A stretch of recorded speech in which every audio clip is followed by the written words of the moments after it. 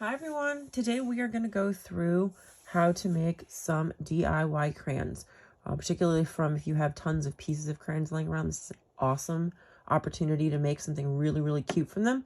It's a very cute, inexpensive gift. The ones we're going to go through today are I'm going to show you how to make these cute little gingerbread men, as well as these snowflakes, because we're doing these for Christmas time and for some gifts. But also we've done other ones over the course of the year. We've made little bunnies for things like Easter, birthdays. Girls love unicorns, boys love dinosaurs. And we also did a summer party, and so we were doing things like popsicles, ice cream cones, could be Valentine's Day hearts. So these can be done at any point in the year, just depending on what the mold is and what the occasion is. Super easy to do, and it's a great way to reuse all those extra pieces you have laying around the house. So without further ado, let's get started. So the first step in this process is getting all of the wrappers off of your crayons. And you can do it old school and use your nails and peel them off. It takes a very long time. Or you notice that I'm using an old cutting board, and I've been cutting a lot of crayons on it lately. But if you take a serrated knife, you can take a regular knife, but a serrated knife I find works better. This is definitely for the adults. Hold your crayon and starting at one end, because I like to be able to dig in a little bit so it doesn't slide. Cut all the way through it. And that way you can go ahead and start peeling this off. And this one looks like it got stuck. It'll peel off a lot easier anyways, but there we go, much easier. But this is much easier than trying to do it from scratch and peel it with your nails. And especially when you have a ton of crayons to go through, it works a lot faster. And I like to cut them and then hand them to my kids, and they can help me with this. So start with that. Once you get all the crayons done, then we can move on to cutting them. Once all of your crayons are peeled and you have all the paper off of them, you can start chopping them up. So actually, you've already got this started. I actually already have some of the colors. You can do multi and put them all together. I started grouping them in terms of greens and blues and yellows and oranges, pinks, etc. I want a variety of color in there, but I do want them to be somewhat singular in color, in terms of it's a yellow crayon, it's a pink crayon, it's a blue crayon. So I use Dixie cups. It works really well. Put them in here, and that way we can figure out what you want to pour, what you want to fill with them later. But it's a nice, easy way to kind of keep these organized as you go ahead and cut them. So I'm going to continue cutting. And if we look up here, I have a whole bunch of other crayons that I put together into my pile. So I still have my blues, my purples, browns, and my grays and blacks. Now, here's one trick.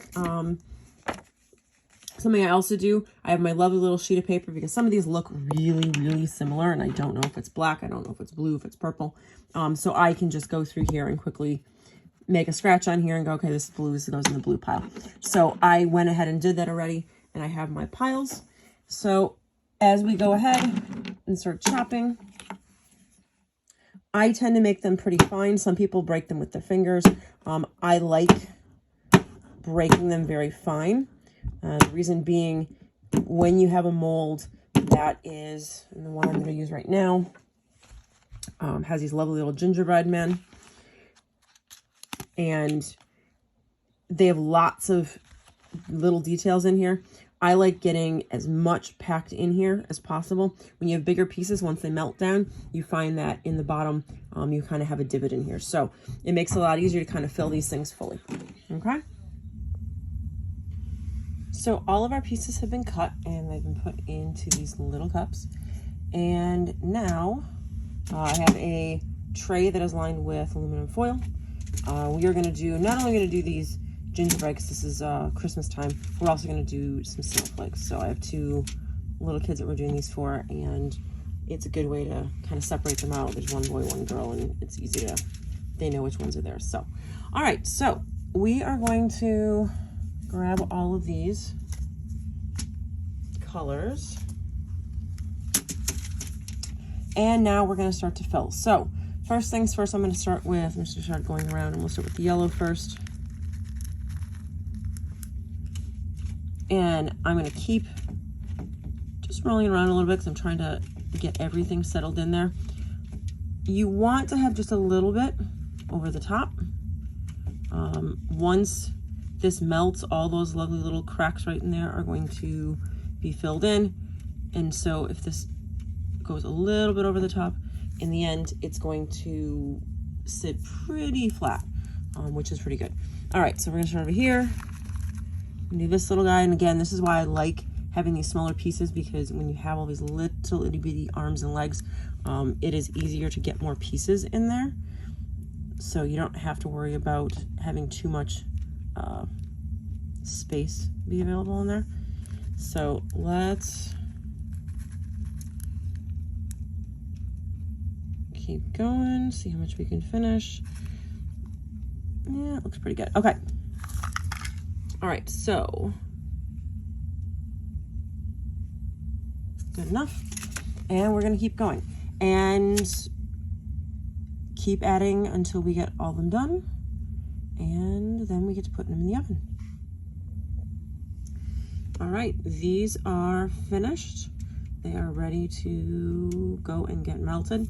One last thing to do before we do that, I'm gonna give us a good little tap. This is similar to what you do when you are baking to make sure that there are no air bubbles. Kind of helps just the last little bit of stuff settle.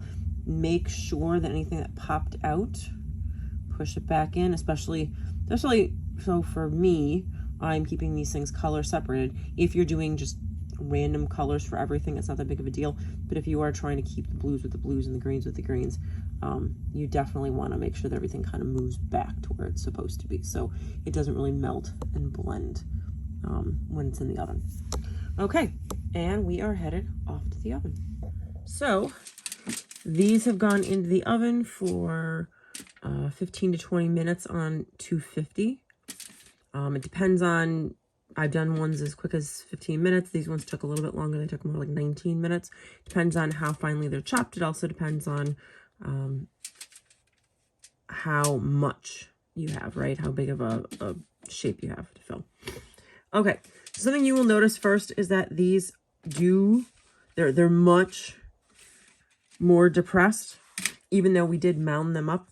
That is normal.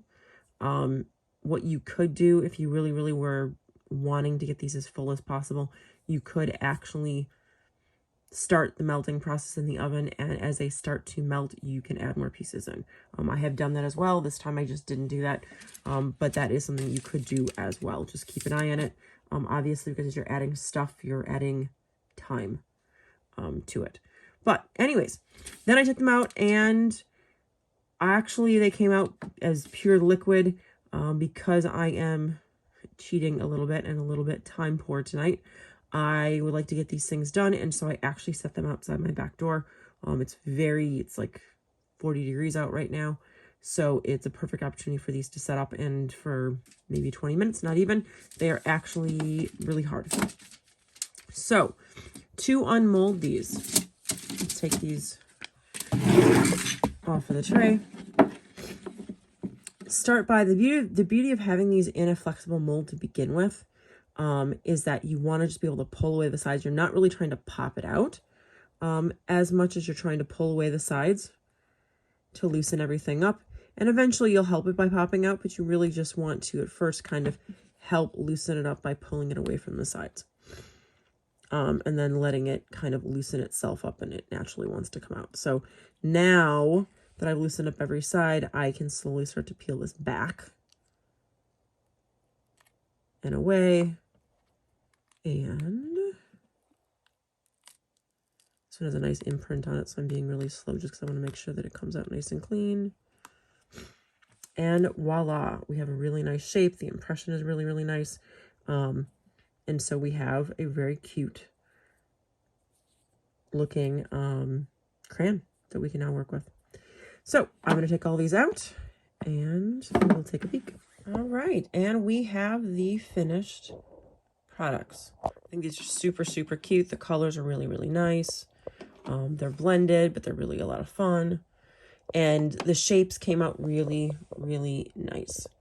So yeah, so we've got 2 really cute gifts here. We put them in little gift bags and let the kids have fun with them. Thanks guys for watching, and enjoy. And if you have any questions, leave me a comment. Thank you.